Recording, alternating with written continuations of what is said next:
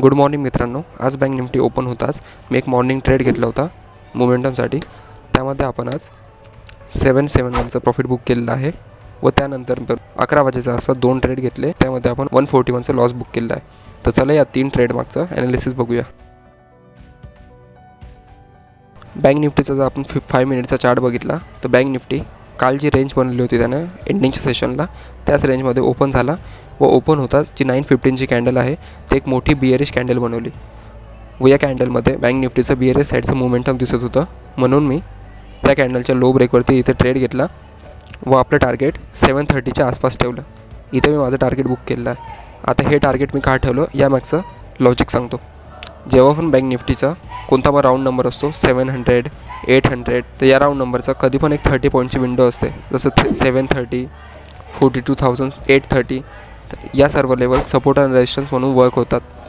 तर म्हणून मी जेव्हा 730च्या आसपास आला तेव्हा इथे टार्गेट बुक केले. आता जो मी 11 वाजता ट्रेड घेतला होता त्यामागचा ॲनालिसिस. जर आपण बँक निफ्टीचा 50 मिनिटचा चार्ट बघितला तर बँक निफ्टीनं सकाळी फेक ब्रेकडाऊन देऊन एक मोठी अपसाईड मुवमेंट दिली.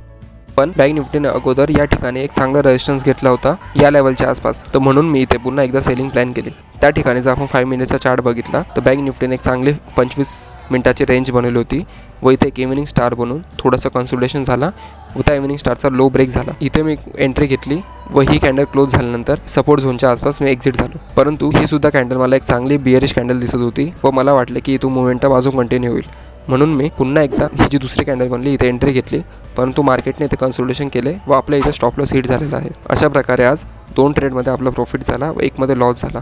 ओव्हरऑल 630च्या आसपास आपण प्रॉफिटमध्ये क्लोज केलेला आहे.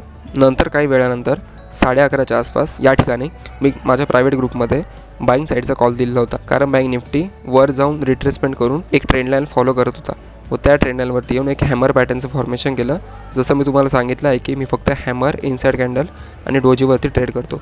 तर हॅमरचं फॉर्मेशन केलं व त्याचा हाय ब्रेकवरती मी कॉल दिलेला होता व त्याचा लो स्टॉप लॉस होता व 40 to 200च्या आसपास आपलं टार्गेट होतं.